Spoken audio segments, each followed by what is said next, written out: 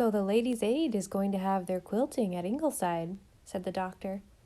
"Bring out all your lordly dishes, Susan, and provide several brooms to sweep up the fragments of reputations afterwards." Susan smiled wanly, as a woman tolerant of a man's lack of all understanding of vital things.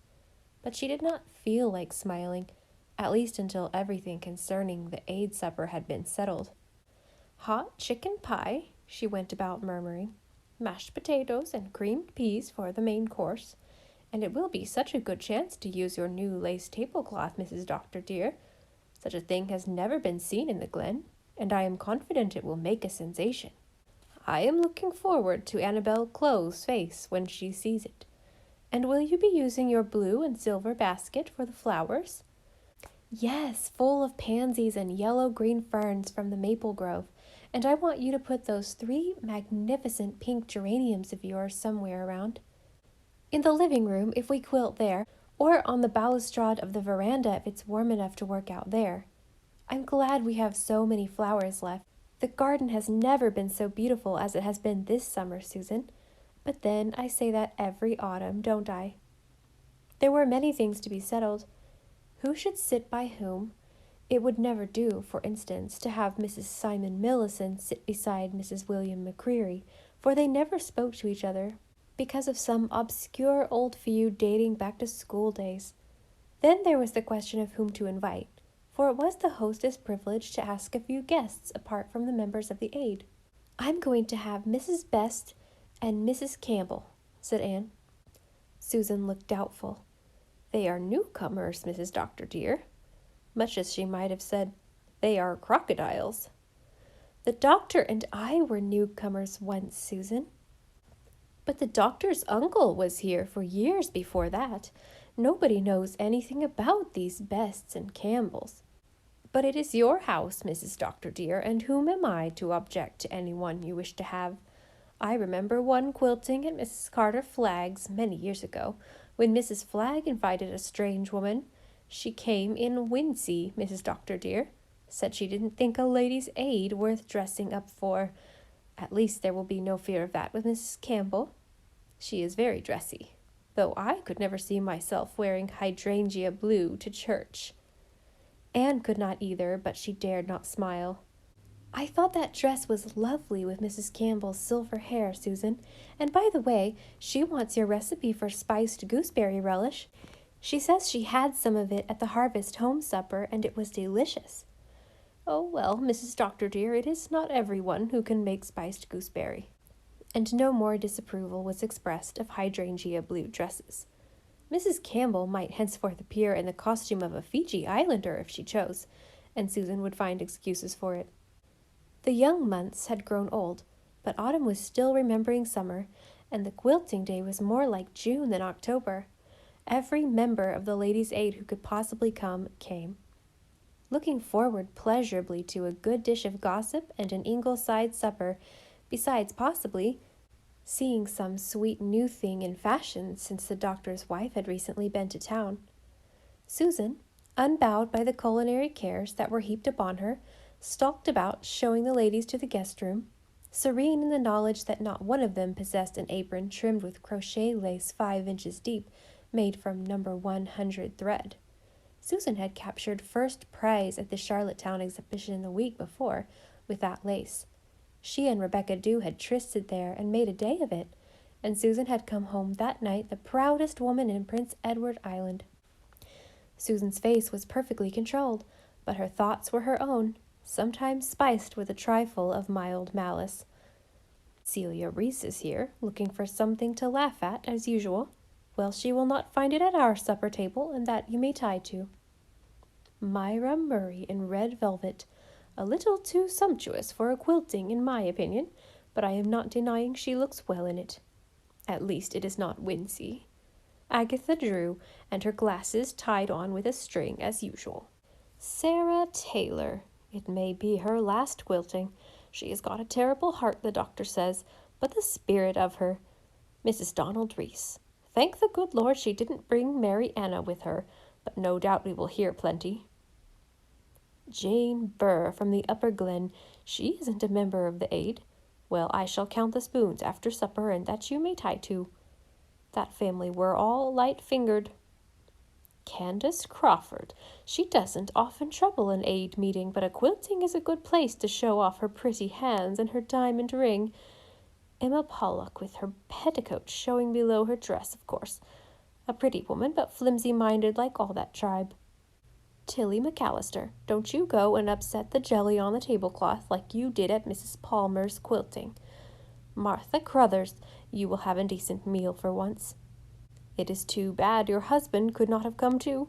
I hear he has to live on nuts or something like that. Mrs. Elder Baxter. I hear the elder has scared Harold Reese away from Mina at last. Harold always had a wishbone in place of a backbone, and faint heart never won fair lady, as the good book says. Well, we have enough for 2 quilts, and some over to thread needles. The quilts were set up on the broad veranda, and everyone was busy with fingers and tongues. Anne and Susan were deep in preparations for supper in the kitchen, and Walter, who had been kept home from school that day because of a slight sore throat, was squatted on the veranda steps, screened from view of the quilters by a curtain of vines. He always liked to listen to older people talking. They said such surprising, mysterious things you could think over afterwards and weave into the very stuff of drama, things that reflected the colors and shadows, the comedies and tragedies, the jests and the sorrows of every Four Winds clan. Of all the women present, Walter liked Mrs. Myra Murray best, with her easy, infectious laugh and the jolly little wrinkles round her eyes. She could tell the simplest story and make it seem dramatic and vital. She gladdened life wherever she went, and she did look so pretty in her cherry red velvet, with the smooth ripples in her black hair and the little red drops in her ears.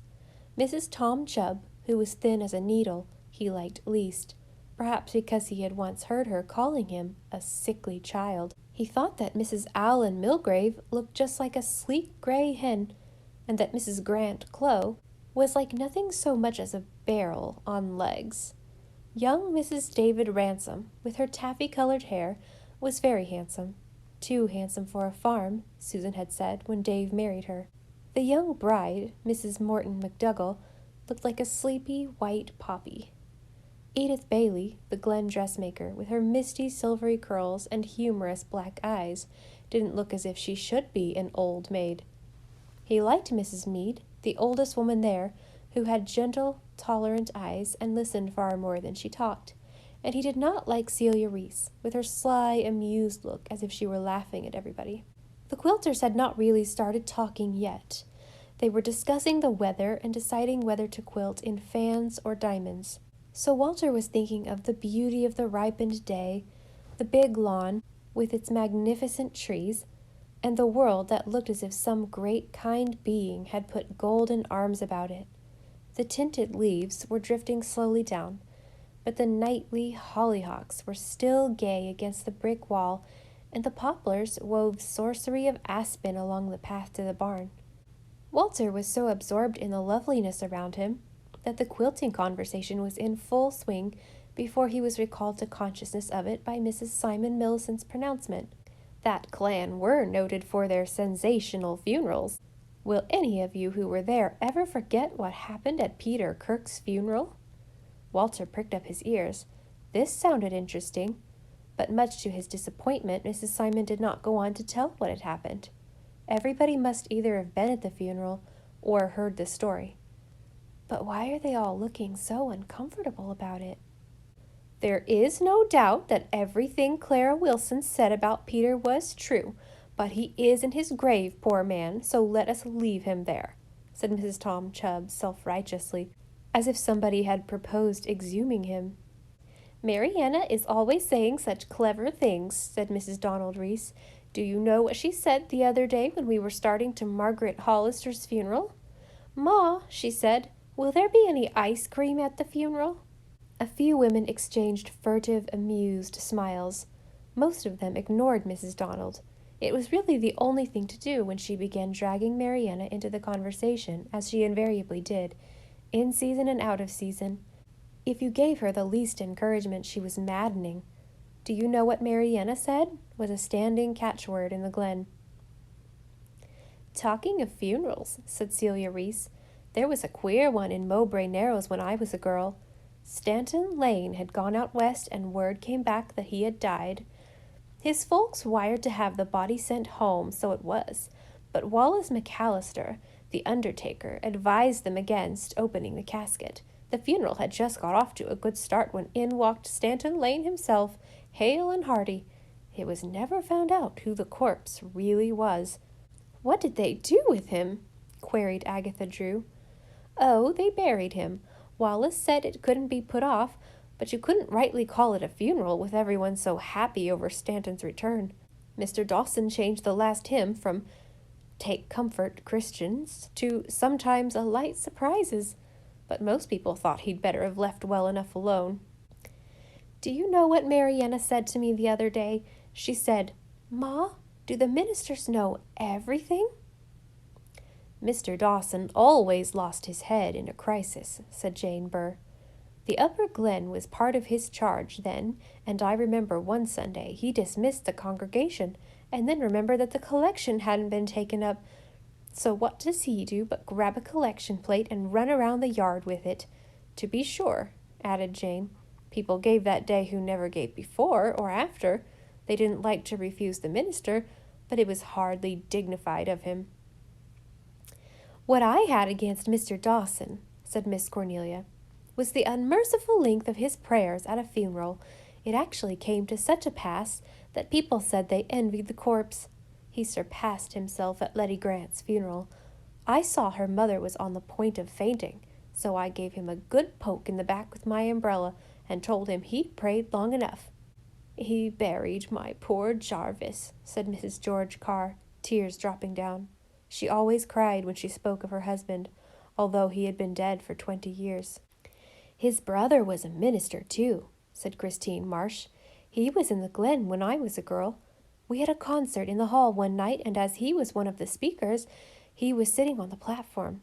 He was as nervous as his brother, and he kept fidgeting his chair further and further back, and all at once he went, chair and all, clean over the edge on the bank of flowers and houseplants we had arranged around the base. All that could be seen of him was his feet sticking up above the platform. Somehow it always spoiled his preaching for me after that. His feet were so big. The Lane funeral might have been a disappointment, said Emma Pollock, but at least it was better than not having any funeral at all. Ye remember the Cromwell mix-up? There was a chorus of reminiscent laughter. Let us hear the story, said Mrs. Campbell.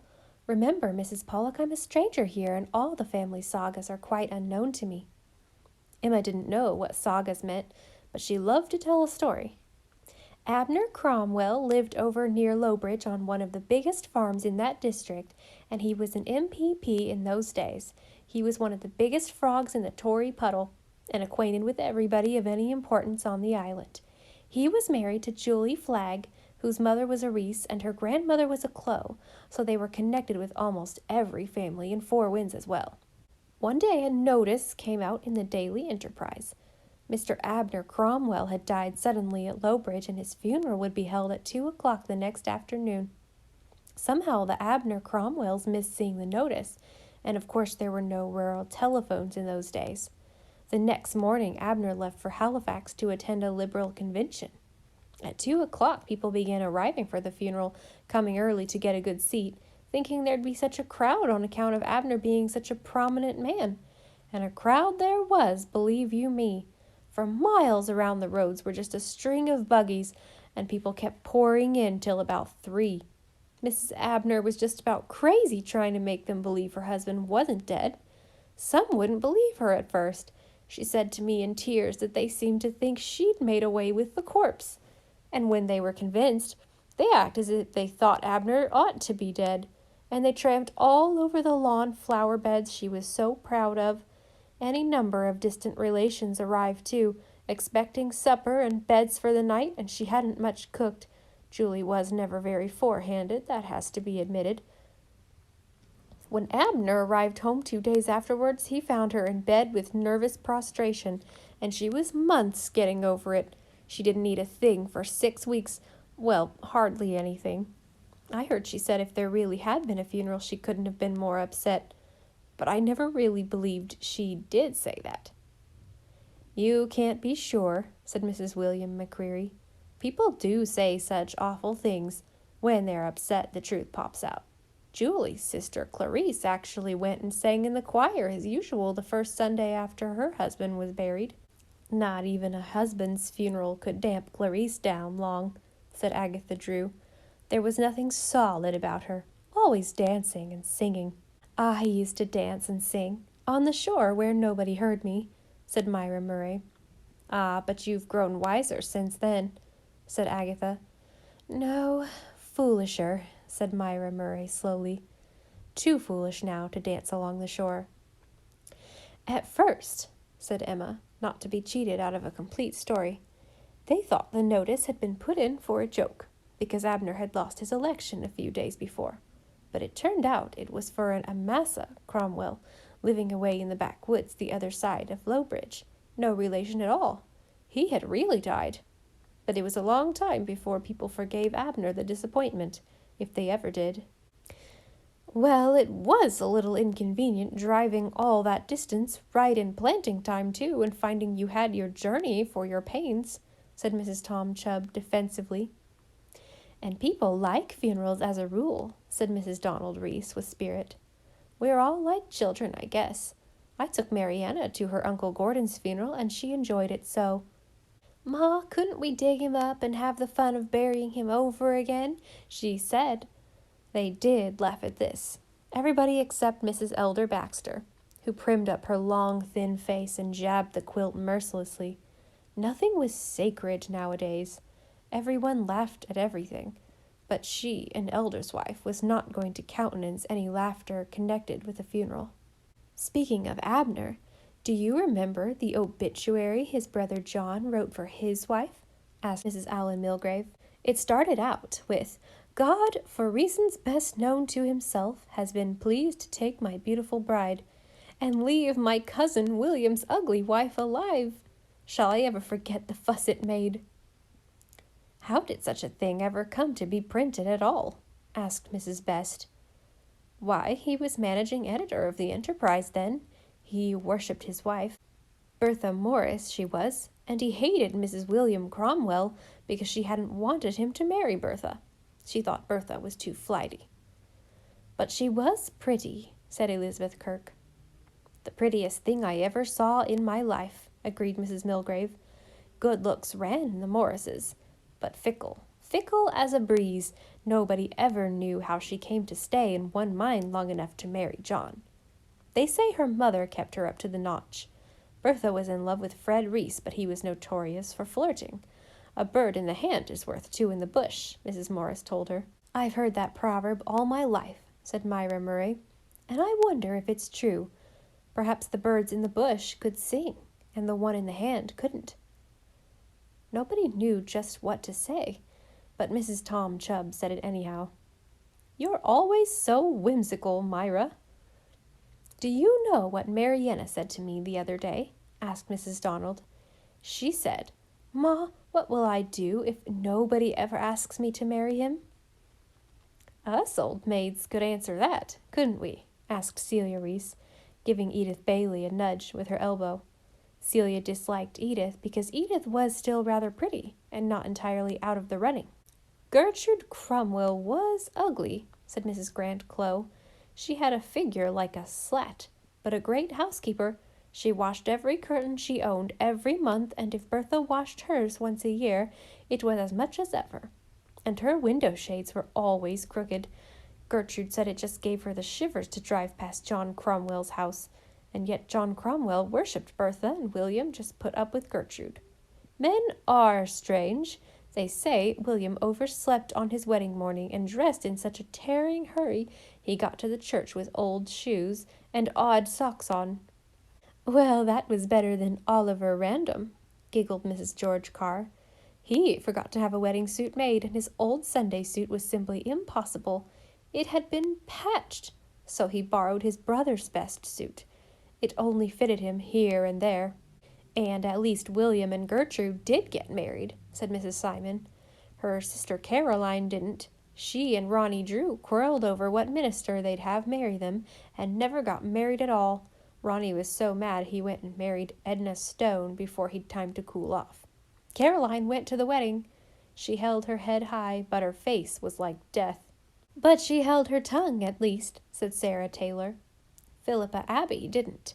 When Jim Mowbray jilted her, she went to his wedding and said the bitterest things out loud all through the ceremony. They were all Anglicans, of course, concluded Sarah Taylor, as if that accounted for any vagaries. Did she really go to the reception afterwards, wearing all the jewelry Jim had given her while they were engaged? Asked Celia Reese. No, she didn't. I don't know how such stories get around. I'm sure you'd think some people never did anything but repeat gossip. I dare say Jim Mowbray lived to wish he'd stuck to Philippa. His wife kept him down good and solid, though he always had a riotous time in her absence. The only time I ever saw Jim Mowbray was the night the June bugs nearly stampeded the congregation at the anniversary service in Lowbridge, said Christine Crawford. And what the June bugs left undone, Jim Mowbray contributed. It was a hot night and they all had the windows open. The June bugs just poured in and blundered about in hundreds. They picked up 87 dead bugs on the choir platform the next morning. Some of the women got hysterical when the bugs flew too near their faces. Just across the aisles from me, the new minister's wife was sitting, Mrs. Peter Loring. She had on a big lace hat with willow plumes. She was always considered far too dressy and extravagant for a minister's wife, interpolated Mrs. Elder Baxter. Watch me flick that bug off of Mrs. Preacher's hat, I heard Jim Mowbray whisper. He was sitting right behind her. He leaned forward and aimed a blow at the bug, missed it, but sideswiped the hat and sent it skittering down the aisle clean to the communion railing. Jim almost had a conniption. When the minister saw his wife's hat come sailing through the air, he lost his place in his sermon and couldn't find it again, and gave up in despair. The choir sang the last hymn, dabbing at June bugs all the time. Jim went down and brought the hat back to Mrs. Loring. He expected a calling down, for she was said to be high-spirited, but she just stuck it on her pretty yellow head again and laughed at him. If you hadn't done that, she said, Peter would have gone on for another 20 minutes, and we'd all have been stark staring mad. Of course, it was nice of her not to be angry, but people thought it wasn't just the thing for her to say of her husband. But you must remember how she was born, said Martha Crothers. Why, how? She was Bessie Talbot from up west. Her father's house caught fire one night, and in all the fuss and upheaval Bessie was born, out in the garden, under the stars. How romantic, said Myra Murray. Romantic? I call it barely respectable. But think of being born under the stars, said Myra dreamily. Why, she ought to have been a child of the stars, sparkling, beautiful, brave, true, with a twinkle in her eyes. She was all that, said Martha, whether the stars were accountable for it or not. And a hard time she had in Lowbridge, where they thought a minister's wife should be all prunes and prisms. Why, one of the elders caught her dancing around her baby's cradle one day, and he told her she ought not to rejoice over her son until she found out if he was elected or not. Talking of babies, do you know what Mariana said the other day? Ma, she said, do queens have babies? That must have been Alexander Wilson, said Mrs. Allen. A born crab if there ever was one. He wouldn't allow his family to speak a word at mealtimes, I've heard. As for laughing, there was never any done in his house. Think of a house without laughter, said Myra. Why, it's sacrilegious. Alexander used to take spells when he wouldn't speak to his wife for 3 days at a time, continued Mrs. Allen. It was such a relief to her, she added. Alexander Wilson was a good, honest businessman at least, said Mrs. Grant Close stiffly. The said Alexander was her fourth cousin, and the Wilsons were clannish. He left $40,000 when he died. Such a pity he had to leave it, said Celia Reese.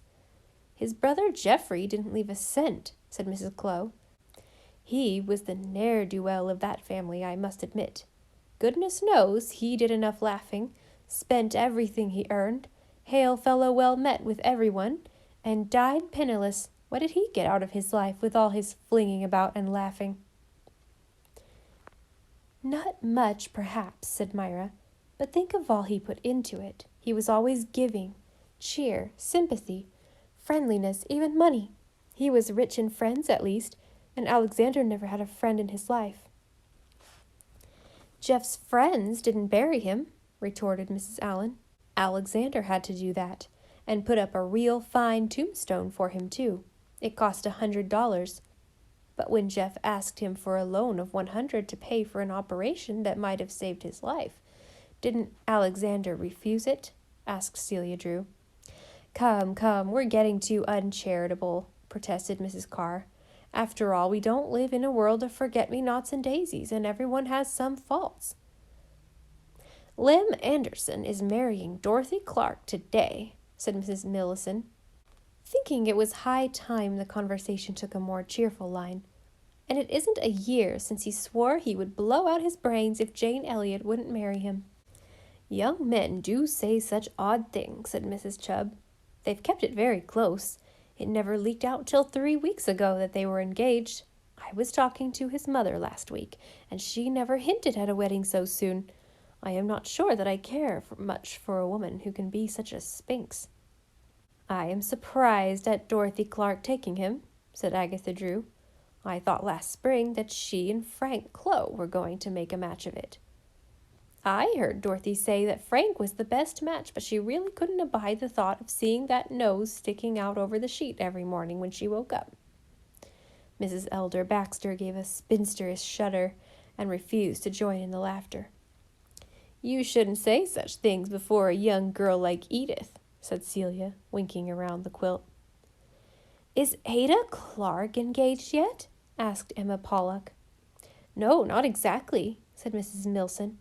"Just hopeful, but she'll land him yet. Those girls all have a knack of picking husbands. Her sister Pauline married the best farm over the harbor." "Pauline is pretty, but she is full of silly notions as ever," said Mrs. Milgrave. "Sometimes I think she'll never learn any sense." "Oh, yes, she will," said Myra Murray. "Some day she will have children of her own, and she will learn wisdom from them, as you and I did." "Where are Lem and Dorothy going to live?" asked Mrs. Meade. "Oh, Lem has bought a farm at the Upper Glen, the old Carey place, you know, where poor Mrs. Roger Carey murdered her husband." "Murdered her husband?" "Oh, I'm not saying he didn't deserve it, but everybody thought she went a little too far. Yes, weed killer in his teacup, or was it his soup? Everybody knew it, but nothing was ever done about it. The spool, please, Celia." "But do you mean to say, Mrs. Milson, that she was never tried or punished?" gasped Mrs. Campbell. "Well, nobody wanted to get a neighbor into a scrape like that. The Careys were well connected in the Upper Glen. Besides, she was driven to desperation. Of course, nobody approves of murder as a habit, but if ever a man deserved to be murdered, Roger Carey did. She went to the States and married again. She's been dead for years. Her second outlived her. It all happened when I was a girl. They used to say Roger Carey's ghost walked." "Surely nobody believes in ghosts in this enlightened age," said Mrs. Baxter. "Why aren't we to believe in ghosts?" demanded Tilly McAllister. "Ghosts are interesting. I know a man who was haunted by a ghost that always laughed at him, sneering like. It used to make him so mad. The scissors, please, Mrs. McDougall." The little bride had to be asked for the scissors twice and handed them over, blushing deeply. She was not yet used to being called Mrs. McDougall. "The old Truex house over harbor was haunted for years. Raps and knocks all over the place. A most mysterious thing," said Christine Crawford. "All the Truexes had bad stomachs," said Mrs. Baxter. "Of course, if you don't believe in ghosts, they can't happen," said Mrs. McAllister sulkily. "But my sister worked in a house in Nova Scotia that was haunted by chuckles of laughter." "What a jolly ghost," said Myra. "I shouldn't mind that." "Likely it was owls," said the determinedly skeptical Mrs. Baxter. My mother seen angels around her deathbed, said Agatha Drew with an air of plaintive triumph. Angels ain't ghosts, said Mrs. Baxter. Speaking of mothers, how is your Uncle Parker, Tilly? Asked Mrs. Chubb. Very poorly by spells. We don't know what is going to come of it. It's holding us all up, about our winter clothes, I mean.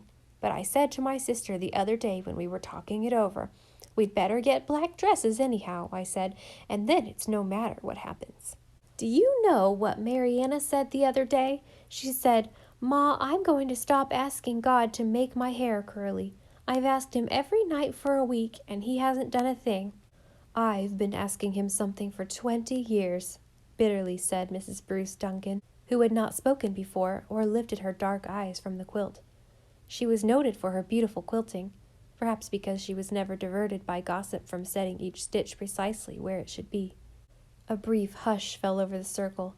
They could all guess what she had asked for, but it was not a thing to be discussed at a quilting. Mrs. Duncan did not speak again. Is it true that May Flagg and Billy Carter have broken up, and that he is going with one of the over-harbor McDougalls? Asked Martha Crothers after a decent interval. Yes, nobody knows what happened, though. It's sad what little things break off matches sometimes, said Candace Crawford. Take Dick Pratt and Lillian McAllister. He was just starting to propose to her at a picnic when his nose began to bleed. He had to go to the brook, and he met a strange girl there who lent him her handkerchief. He fell in love, and they were married in 2 weeks' time. Did you hear what happened to Big Jim McAllister last Saturday night in Milt Cooper's store at the Harbor Head? Asked Mrs. Simon, thinking it time somebody introduced a more cheerful topic than ghosts and jiltings. He had got into the habit of setting on the stove all summer, but Saturday night was cold and Milt had lit a fire, so when poor Big Jim sat down, well, he scorched his... Mrs. Simon would not say what he had scorched, but she patted a portion of her anatomy silently. His bottom, said Walter gravely, poking his head through the creeper's scrape. He honestly thought that Mrs. Simon could not remember the right word.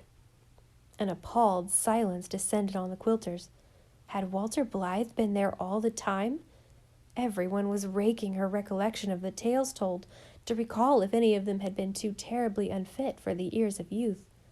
Mrs. Dr. Blythe was said to be so fussy about what her children heard.